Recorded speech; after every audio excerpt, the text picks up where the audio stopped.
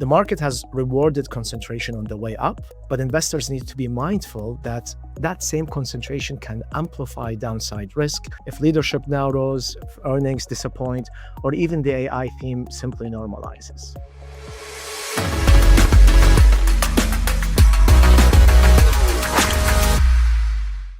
Today, we're talking about a portfolio construction issue that's really hiding in plain sight, U.S. equity concentration risk. And we're going to talk about how different weighting methodologies work when it comes to ETFs, really with a focus on equal weighting and what it can do to help rebalance that exposure. So we'll use the lens of ETFs as always, and we'll look at the research behind and how an equal weight U.S. equity exposure can support the diversification in this increasingly concentrated space and what that means for your portfolios.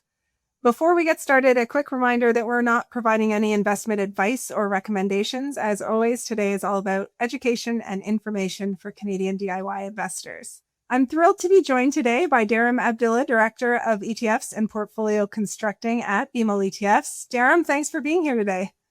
Thank you, Erin. It's great to have you. Darim is on our portfolio consulting team, as I mentioned, where he really helps. He works very closely with advisors and analyzes portfolios and discusses ways to incorporate BMO ETFs, ways that advisors can lower the fees on their overall portfolio, increase diversification. Really interesting role. So I'm happy to have you here with us today. Darim, I want to start with sort of the why now. You've done a lot of research around equal weighting and when it comes to U.S. equities. And your research highlights that the S&P 500 has become increasingly concentrated, with the top 10 holdings making up around 36% versus the long-term average, which sat a little bit closer to 23%.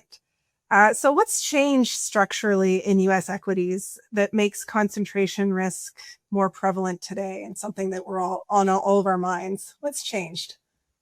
Yeah, I think this is the right place to begin. I mean, concentration has always been a feature of market cap weighted indices, especially in North America. But what has changed is the magnitude of that concentration and how much it now matters for portfolio construction. I mean, if we take a look at the broad US equity market as represented by the S&P 500 index, we can clearly see that it has become quite heavily concentrated. And it's been that way for some time now. Now, the stocks within the S&P 500 index are market cap weighted, which essentially means that more weight is allocated to companies with larger market values. And because of this weighting mechanism, we've seen the weights of the top 10 names growing over the past few years and peaking at around 40% late last year. And that was really around the highest levels we've seen in decades. Now, since then, it did taper off a bit, but still hovering around the 36% mark, like you've mentioned, which is still much higher than the historical average and even higher than levels we've seen during the dot-com bubble era, which was closer to 30%. Now, what's interesting is that it's not just a stock concentration issue here. It's also showing up at the sector level. If you look underneath the surface, the combined weight of the top two sectors in the S&P 500 index, technology and communication services, has climbed to over 45%. So now we have a concentration at the stock level, we have a concentration at the sector level, and essentially that increases the market's sensitivity to the swings of a relatively narrow group of stocks. And with that elevated level of concentration risk, I assume that managing without sacrificing the long-term growth potential has really become key to portfolio construction for a lot of investors. Yeah, I think this is exactly it. I mean, it's all about managing this concentration without compromising the overall returns significantly. And this is where a solution like ZEQL can come into the conversation because it does give investors a way to rebalance US equity exposure and also broaden the sources of returns through the equally weighted approach. Now, if I go back to your original question, why now? I think the best way to answer this is to dissect this concentration risk phenomenon from two angles: upside contribution and downside contribution of these top names. So let's start with the good one, upside contribution. When we look at the S&P 500 index, we can see that it has done tremendously well over the past few years, especially around since the time it bottomed in October 2022. If you recall, this was the year where we were going through one of the fastest and most aggressive US rate hiking cycles in decades. Since then, the S&P 500 index has recovered meaningfully, and investors, of course, have been rewarded. But if you double click on the sources of these returns, you will find out that the return experience has not been broad-based. The reality is that the so-called Magnificent Seven names have contributed roughly 40 to 60% of the S&P 500 total returns. So these names have been the major drivers of the market's positive return. That's the upside contribution. Now let's look at the second angle. That's the downside contribution. And I think this is where the risk discussion becomes more important. Now, the top 10 holdings contribution to the risk of the S&P 500 overall risk has also increased meaningfully over this period, from roughly 30% to more than 55% of the total index risk. So more than half of the risk of the S&P 500 index is attributable to just these top 10 names. That's the highest level we've seen since the turn of the century. So in my view, the why now is really about risk management and diversifying the sources of return.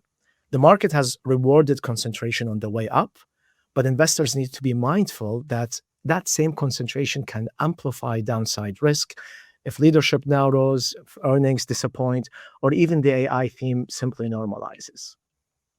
All good points. And if we peel back what's really driving that contribution to risk by providing an example, I think it would be good to do so from the Mag 7. Can you discuss how investors might think about the trade-off between sort of benefiting from that mega cap leadership while also not being overly reliant on it? Yeah, I think it's good to do that because this is where the term concentration risk becomes a lot more tangible for investors. We've established that many of these dominant names have done extremely well over the past few years. But it's also important to remember that these strong returns do not mean that the journey has been smooth. I mean, when we look at the drawdown profile of the Magnificent Seven names, and this is a measure of downside risk, we've seen that they have also experienced significant drawdowns. And if I want to zoom into one particular name, we might as well look at the best performing one, which to no one's surprise has been NVIDIA. Over the last 5 years, NVIDIA has generated extraordinary returns. And of course, it's a company that has created tremendous amount of wealth for investors. And due to this growth that it has gone through, its weight in the S&P 500 index has grown dramatically, from 1% to almost 8% recently. Now, with this high level of weight that we're seeing, this is where people and investors can think about the trade-off. The stock has been a phenomenal contributor to the returns, but because the position has become so large, its volatility now matters a lot more to the overall index. So let's take an example. Back in 2022, we've experienced a major sell-off. NVIDIA around that year had a significant drawdown, falling more than 50% for the calendar year. And even more recently, if we look at 2025, it was a good year. It generated near 40%, but it did experience negative returns in 4 of the 12 months of the year. So even the best performing stock in the group still comes with meaningful periodic volatility. And since we're diving into NVIDIA's returns and sort of the volatility profile, you also highlighted in one of our discussions prior to this recording that a meaningful portion of NVIDIA's revenues are tied to other tech names. How does that reinforce sort of this concentration within concentration theme in the US markets? Yeah, I think this is a very important angle that can provide some sort of context around the behavior of these mega cap names as we look at their return and volatility profiles. I mean, when we look at the business models of many of these hyperscalers that are dominating the index, what's becoming increasingly clear is just how interconnected they are, especially around the build out of the AI infrastructure through the capital spending and ultimately the demand that they generate. And of course, NVIDIA is at the heart of this ecosystem. And if we look at Bloomberg's supply chain estimates last year, NVIDIA generated, like you said, roughly 40 to 45% of its revenues from other Magnificent Seven names. So these are companies like Microsoft, Meta, Amazon, and Alphabet. So if I tie this back to the broader market cap weighted index, it's kind of reinforces the same dynamic that we've been talking about. You have a concentration at the index level where a small group of stocks are driving a disproportionate share of returns. But underneath that, you also have concentration in the economic engine powering those returns. The same few balance sheets are driving the AI build out, funding the capital spending, and ultimately generating the demand that feeds into many of these companies like NVIDIA. And I believe this is where the risk comes in. Because if you do get some sort of a slowdown, whether it's AI monetization or simply a normalization in capital spending, that impact may not stay contained. It can actually ripple through the entire ecosystem. Mm-hmm. So how can investors think about these names from a portfolio exposure perspective? Clearly, they've done really well, but they also have experienced a lot of volatile episodes. How can they think about that? Yeah, of course. I mean, these names have been doing really well. They are really can be very strong contributors to portfolios returns. And of course, they are high quality names with strong balance sheets, strong earnings power. But when their weights become large enough, their drawdowns and volatility begin to dominate the risk profile of the broader index and portfolios for that matter. So now, I mean, I wouldn't be betting against them, but at the same time, I wouldn't be overly reliant on them. And I believe, with ZEQL, you can use that strategy to complement and broaden the US equity exposure to allow the portfolio to participate in mega cap leadership, as well as the rest of the US market, which is underrepresented in the market cap weighted S&P 500 index. Perfect. And ZEQL is an ETF that we launched earlier this year. Really nice timing, I think, from our perspective in getting this to market. Darim, let's define the mechanics behind ZEQL. Equal weight, it does sound simple. Each stock gets an equal weight instead of weighting in size. But in practical terms, what does that really change when it comes to the exposure and diversification level in the portfolio compared to traditional market cap weighted ETFs? Yeah, I mean, you're right. The mechanics are quite simple. I mean, we've established earlier that the broad market is market cap weighted. And what ZEQL does is simply equally weighting each underlying stock while remaining invested in the entire market. And it also rebalances quarterly. Now, the underlying index is the equal weighted version of the MSCI USA index, which is designed to capture the large and mid cap segments of the US market, roughly covering around 85% of the free float adjusted market cap in the US market.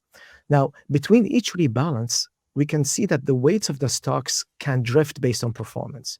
Some stocks will go up in weight, others will go down, but the quarterly rebalance resets the portfolio back to that original equal weight structure.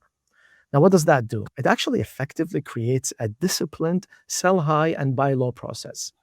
Names that have outperformed and moved above their target weight are trimmed, and names that have lagged and moved below their target weight are added back. So rather than letting winners become increasingly larger share of the portfolio, which is what the market cap weighted version does, ZEQL systematically rebalances the exposure, giving more representation to smaller sized companies, particularly mid cap names that are often underrepresented in the market cap weighted index. So as we sort of see that shift towards more small and mid-cap names, what are some of the benefits that come along with having more exposure to some of these underrepresented smaller companies? Yeah, I think this is a key area because, a lot of the headline news and a lot of the market discussion has been focused on the top mega cap names. And sometimes that can create the impression that there isn't much happening outside of these names. But when we look beyond the Magnificent Seven group, we will find that there are still many companies with strong earnings power, strong revenue generation, and exposure to important parts of the US economy. In fact, if we look at last year's data, none of the top performing stocks were from the Magnificent Seven group. They were smaller sized companies with very small weights in the market cap weighted index. And of course, because they did not represent a significant share of the index, their impact on its performance was muted. So the benefit of tapping into these underrepresented companies is really about giving them the opportunity to contribute to portfolio returns. With roughly 70% of ZEQL's weight in smaller sized companies, naturally we're introducing a differentiated return profile, a differentiated style exposure, which helps broaden the portfolio beyond the largest names. And if we want to look at the overall performance, historically speaking, the strategy has performed well across a range of market cycles. Although, like any other strategy, it will have periods where it leads, periods where it lags, particularly when mega cap growth is dominating. So there's different ways investors could look to use ZEQL in a portfolio. Of course, you could just replace all your US equity exposure with it. But talk to us a bit about some other some other techniques that investors might consider when it comes to portfolio construction?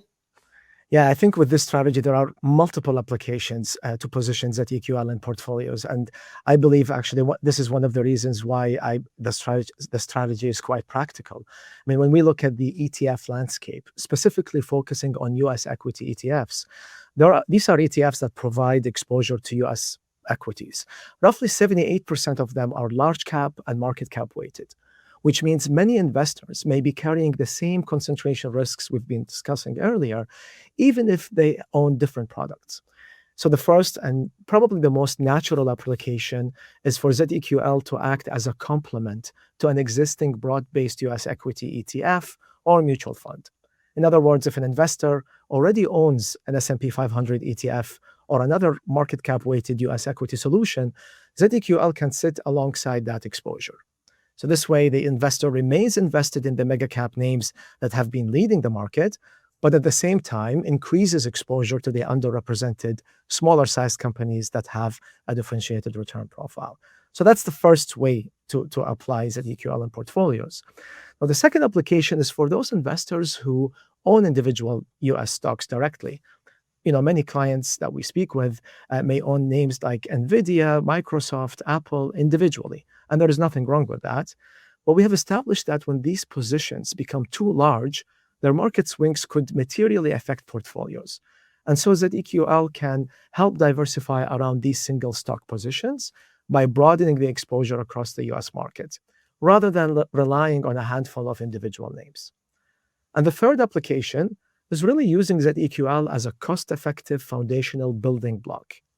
We believe it can actually act as a balanced US equity core allocation, and then investors can express specific views around it using sector ETFs. So let's take an example here. If an investor still wants to maintain a meaningful tilt towards technology, consumer discretionary, or communication services, where many of these mega cap leaders sit, they can use sector ETFs on top of ZEQL. So that way, ZEQL provides the broader market exposure, while the sector ETFs allow the portfolio to intentionally express views rather than simply inherit concentration from market cap weighted index. That was great. Thanks, Darim. I think there's a lot of opportunity here, and BMO ETFs has really come to the market with all the options for investors to get that US exposure. And as you said, whether it's ZSP, you're sticking with the S&P 500, or whether, you've given some thought to this concentration risk and going the ZEQL route, or whether you're going to use our whole range of select spider sector ETFs to help complement from a sector perspective. There's just so many options. And I love that ETFs provide investors the tools to go out there and build their own portfolios. I also have to highlight the fee, because we didn't get to this, but the fee on ZEQL, this is the lowest fee at the time of this recording in the US equal weight space at just 5 basis points. So very cost-effective exposure for US equity as well. Comment below what you think. What's your strategy when it comes to US equities in your portfolio? We'd love to hear from you. And if you want more information, of course, you can visit our website at bmoetfs.com.